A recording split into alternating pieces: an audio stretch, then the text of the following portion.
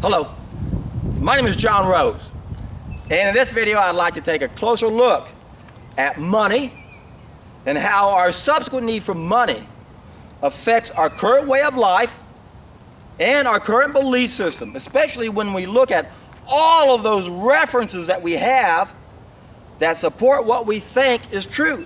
And even when we find somebody who counters those beliefs and has a different opinion, those beliefs also are going to be influenced by our subsequent need for money.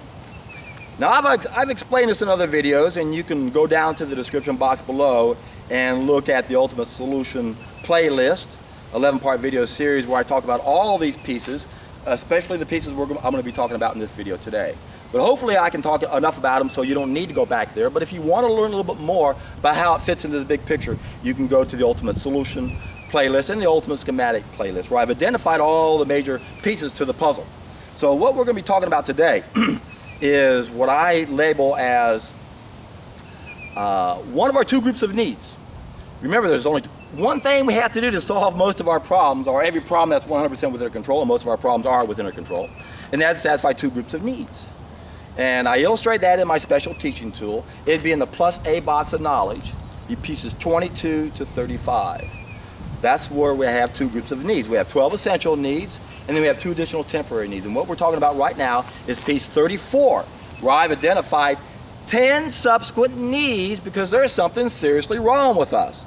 And if you don't think there's anything wrong with us, just pick up any history book or turn the news on any TV or radio station, and it becomes painfully obvious that there's something seriously wrong with us. Now, a lot of us have been tricked and fooled into thinking it's just part of our DNA. It's part of our nature. Man has a propensity for evil, and that's not true. Yes, we have a tendency for evil, but it's not a natural tendency. It's an unnatural tendency. It's just another one of those warning signs that's telling us that something is wrong. So there's something wrong with us. We have the wrong mentality. Now we have 10 subsequent needs because we have the wrong mentality. And we have the wrong mentality because the first mistake we made destroyed a nutrient that feeds one of our senses. Now we lost one of our senses. That's why we have the wrong mentality. So that ties into money. There are 7 main pieces to this puzzle, and there are 2 sub-puzzles, and I'm going to talk about that in just a moment. And that's going to all tie in together so that we can understand that this subsequent need for money is keeping people from admitting that they don't have the complete truth. And the person I'm talking about specifically right now is John McDougall and his stupid starch solution. Now, I wouldn't be so critical of John McDougall if he wasn't so critical about raw food. Remember, I don't care what you say about me personally, but when you start attacking raw food or juice fasting or water fasting or anything that's going to help solve problems and help people eliminate problems and get rid of pain and suffering, I'm going to be really upset about that. That's like taking away knowledge that's helping people. I'll come to that defense just like I'll come to the defense of someone beating a dog. You got to stand up for that kind of thing. That's what we're supposed to do. We're supposed to help one another.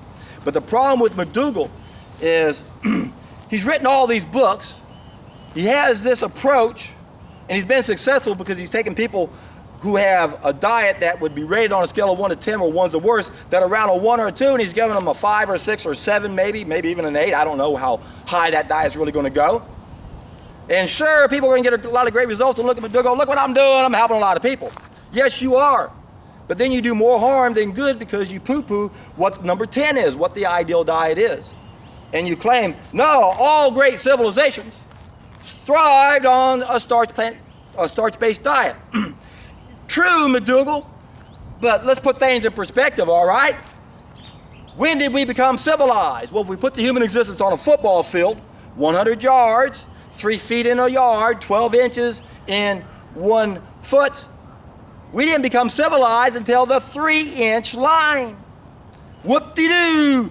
For the last 3 inches of this 300 feet, we were doing it this way, we thrived. You can't use that as an excuse to say that's what we should do. Because when we became civilized, we already had 3 mistakes under our belt. The 3rd mistake was the starches. It's still a mistake. It's better than a 2nd mistake. And yes, all of the nations around the world that made the 3rd mistake instead of the 2nd mistake did better. But what happened before then? We had a golden age when we didn't make the first mistake. And that's what you guys aren't understanding. And again, what's happening is the subsequent need for money is keeping McDougall from admitting that he's wrong. Of course, he probably doesn't want to admit it. But his subsequent need for money and saying, okay, what's going to happen to my career if I come out and said, okay, all of my career I've been saying starches, starches, starches. I got all these books. I'm making all this money by telling people this idea. I got all this great experience. Now, what am I supposed to do if I find out that we shouldn't cook our food and we should only eat raw fruits and vegetables, nuts and seeds? I don't know that much about it. There's a lot of people who know more about that. How am I going to make money? You see, our subsequent need for money is keeping a lot of us from figuring out the truth. Even our doctors are being tortured by our subsequent need for money because they're making so much, they're so well paid and so well respected.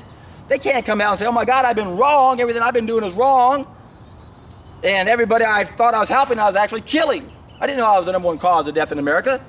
We are, or doctors are. The medical system, organized medicine in America, is the #1 cause of death in America. And are they going to admit it? No, why not? Because they don't want to go from the most respected and richest to one of the most persecuted and poorest. How are they going to make money? Their knowledge is worthless. There's only a small percentage of what our so-called experts are doing that can help us do anything. And that's where all those problems are outside of our control. And then, of course, some of these degenerative diseases advance to a stage where we do need certain specialists in certain areas because we've damaged the body. So there is the art of solving problems when the body's damaged. Remember, there's a time and a place for allopathic medicine. But they are confronted with the same problem, the subsequent need for money, as does people who are telling a better message, but it's not the best message. So, what do you want in life? You want mediocre? I can take you from the worst to mediocre. Look what I can do for you. Well, why settle for mediocrity? Go for the best. Go for a raw vegan diet. Stop making all of your mistakes and then see what happens. And then money. Let's take a closer look at money. As I mentioned, there are 7 main pieces to this puzzle. There's 2 sub-puzzles. One sub-puzzle would be what we had before the fall of mankind. It was the right mentality. It was a gift mentality where we had reciprocal altruism. We understood this concept of reciprocal altruism because we were all one. We all had this gift mentality. We're giving, giving, giving, giving. Everybody's giving, giving, giving, giving. The more you give, the more you receive.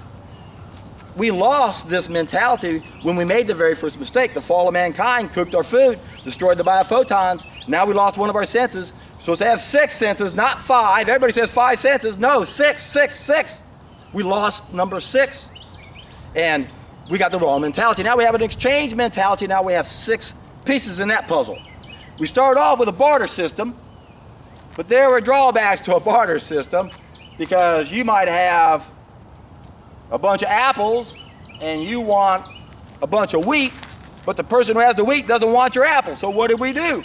Well, we had to modify the barter system. That's when we went to a commodity exchange system, an intermediate commodity, where we had salt, or gold, or wheat, or something that everybody could agree on, saying, okay, let's all use this as a value.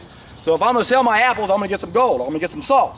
Now I can take that gold or that salt and go buy some wheat or buy whatever. Everyone will accept this as a barter system. But obviously that had its limitations too. You can't walk around with a whole bunch of wheat on your back, could you? Here, I brought my wheat, give me that. So then we created banking systems where they had this institution that would issue you a note saying, I vouch for the fact that John Smith over here has 100 bushels of wheat, or so much salt, or so much gold. And so we started using these banknotes. And then we went to, after the banking system, we went into coins. And then after coins, we went into paper money. And at first it started out as representative money.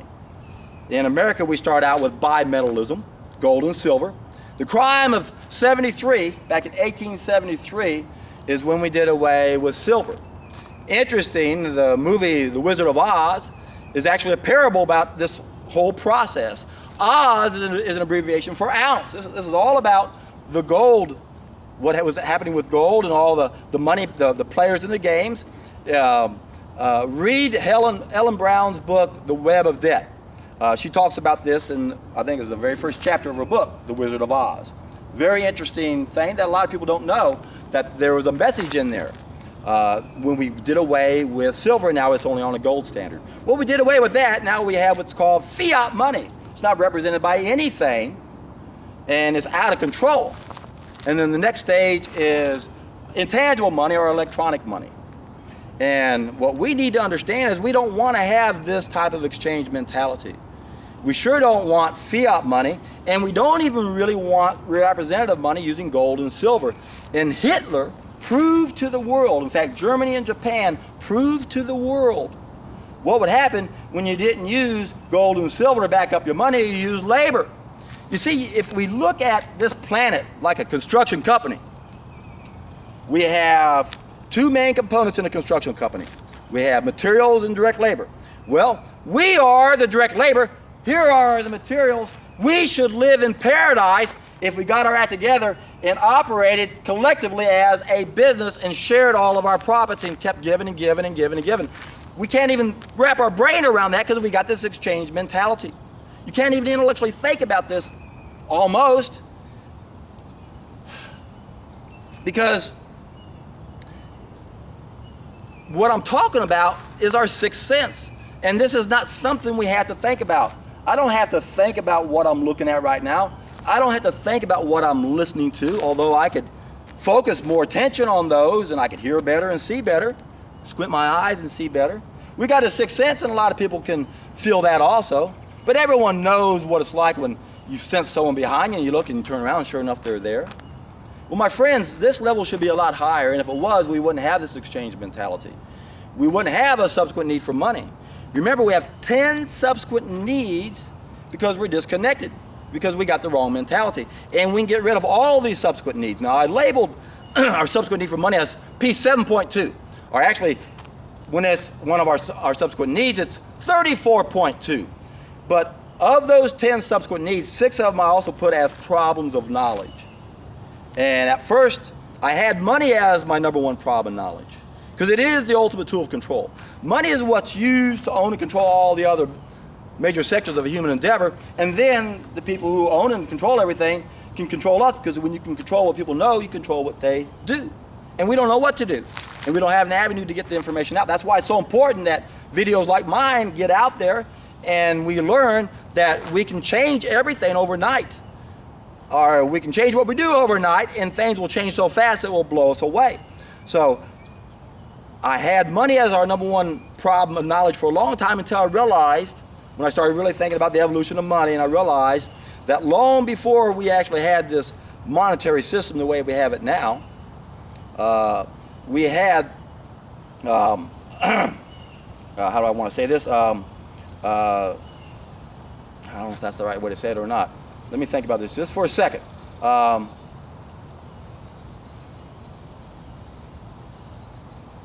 Now I'm not really sure how I want to say that.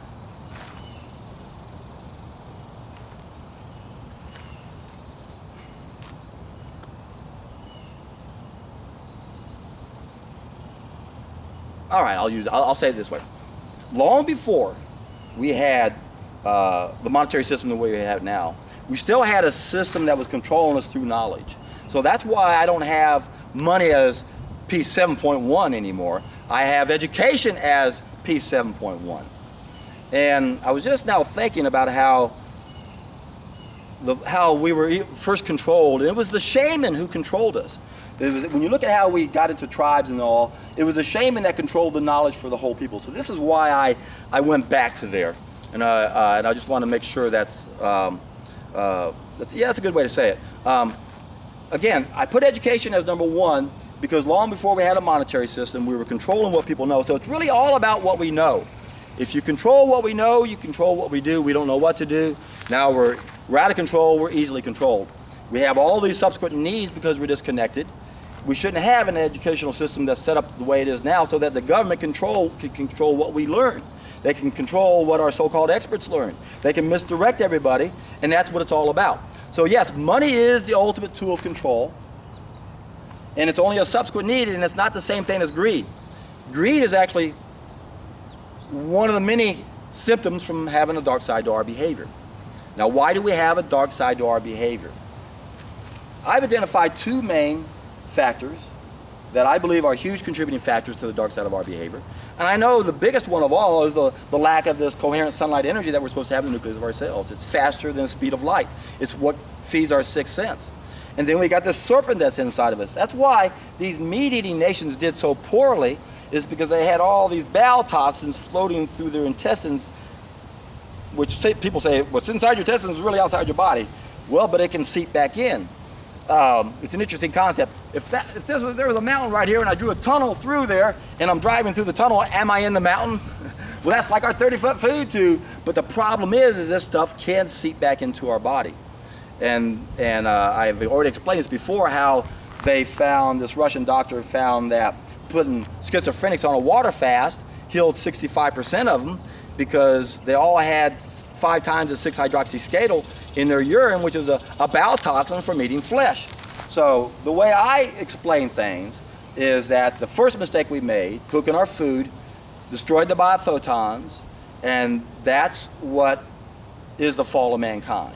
That's when we create a dark side to our behavior.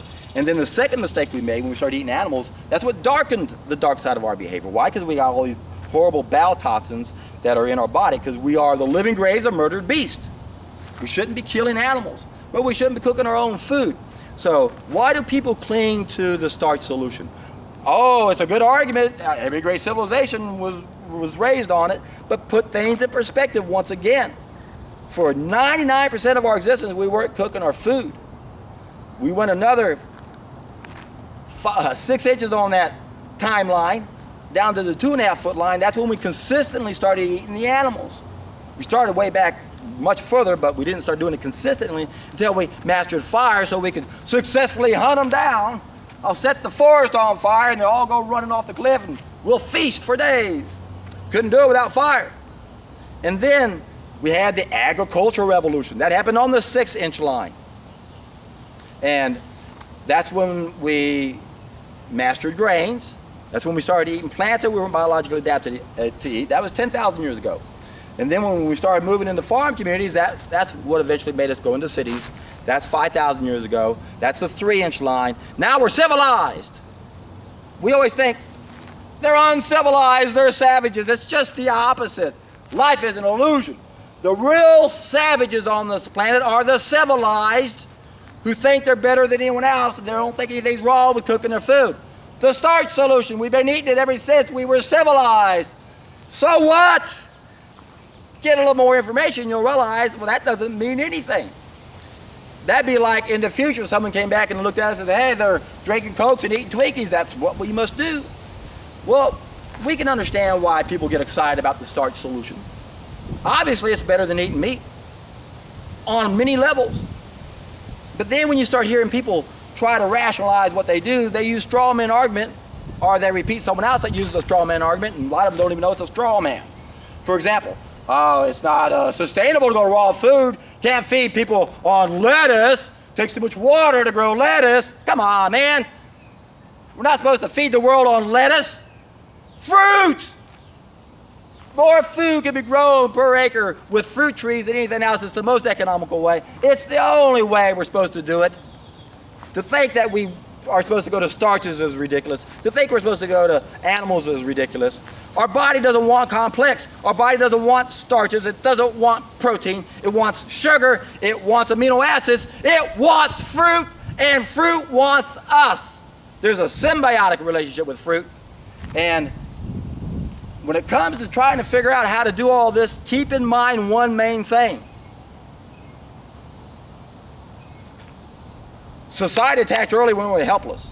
Ever since we're little children, we've been told bullshit. And we now have so many references that support this bullshit that it's really hard to challenge all those references. And I know that. I'm wasting my time trying to show my belief that has no references to their belief that has more references than I could even begin to wonder how many there are, because we're bombarded over and over and over with bullshit, bullshit, bullshit.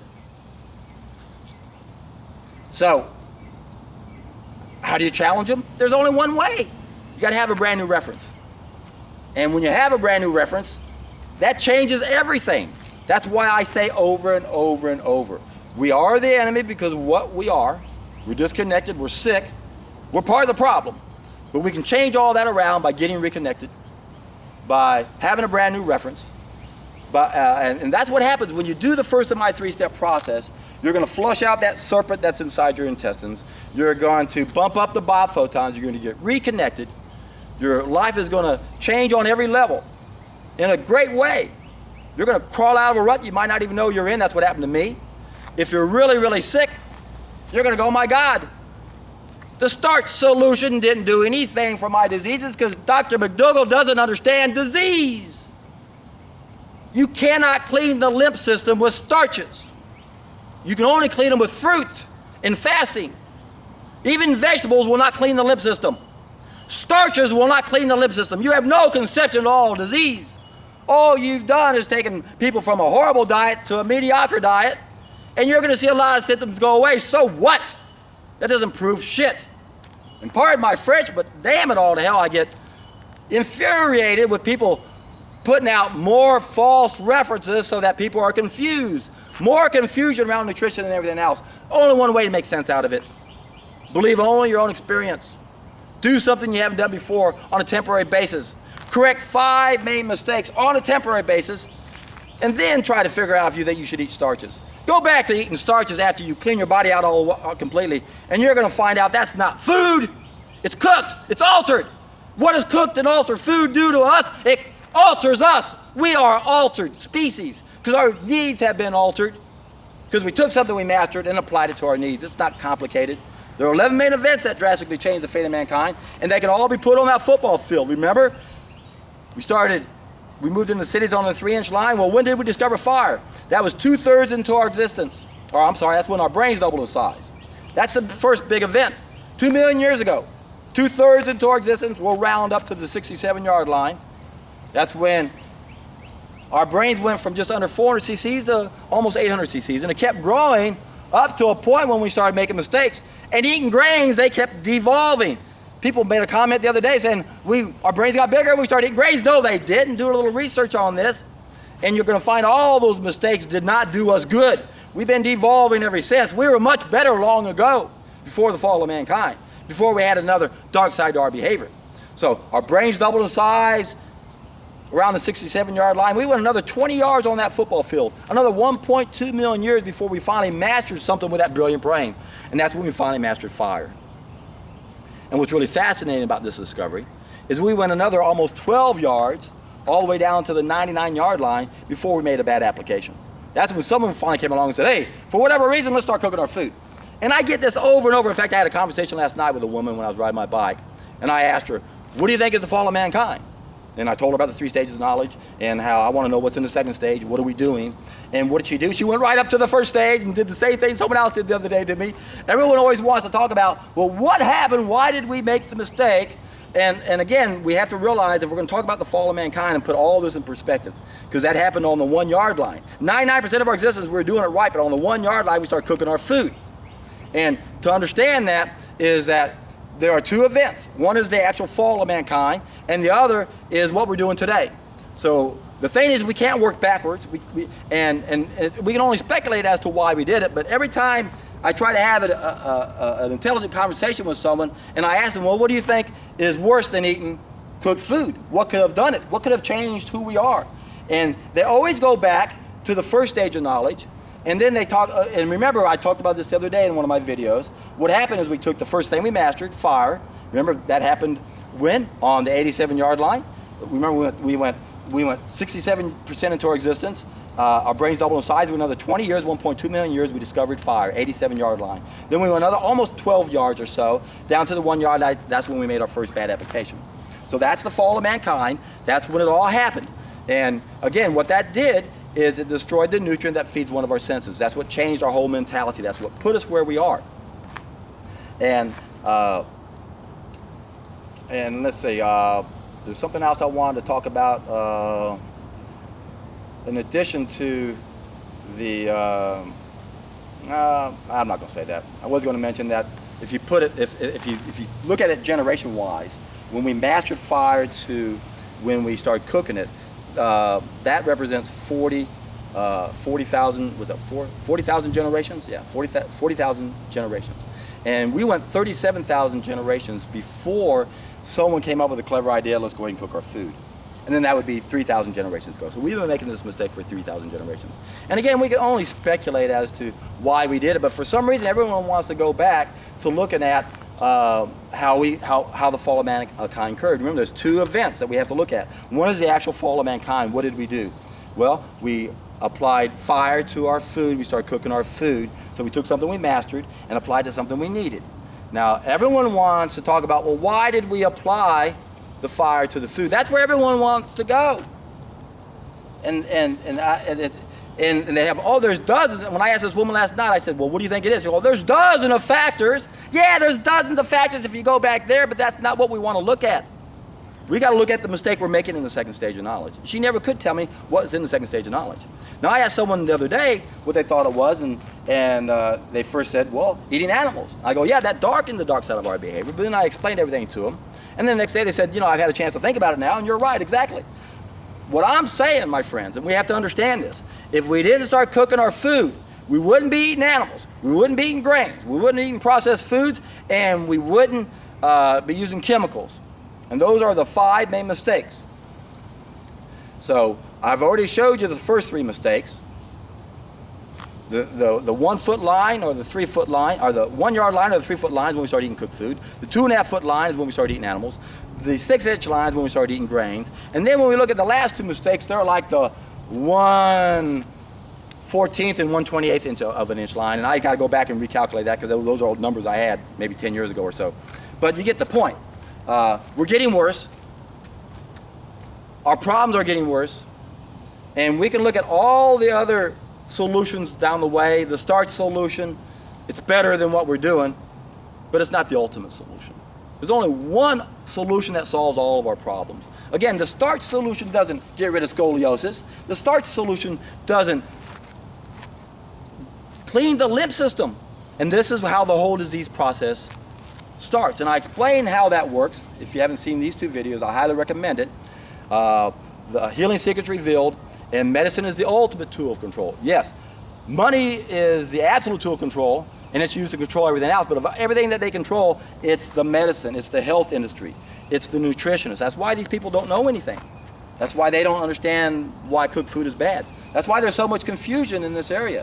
That's why we have people like John McDougall who think starch is the solution. And yeah, we can argue that it's a lot better than eating animals, but I can argue even more that when you stop eating the cooked food, it's even 1,000 times better. So what's the problem with the vegetarian message? It's not good enough. It doesn't heal the body. It doesn't remove the fall of mankind. There's only one thing that can do that, and that's to not cook your food. And I know that's hard to do, so how do you begin? Well, go down below and look at the first of my 3-step process. That's a juice fast or a juice feast or a solid food vacation. It's the easiest way to transition where we are to where we need to go. All you have to do is drink a lot, give your body everything it needs, support your organs of elimination, support your body in case it's damaged. And I explain all that in the seminar.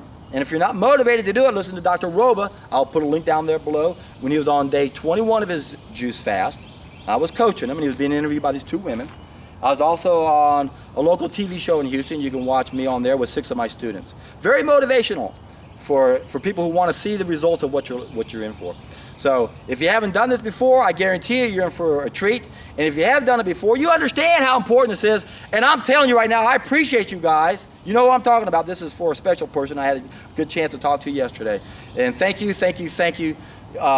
It's going to be people like us, my dear, that's going to make a difference. And that means everybody who's watching me right now, we're part of the solution. And it isn't a starch solution, it's a fruit solution. So get excited, because you're in for a treat.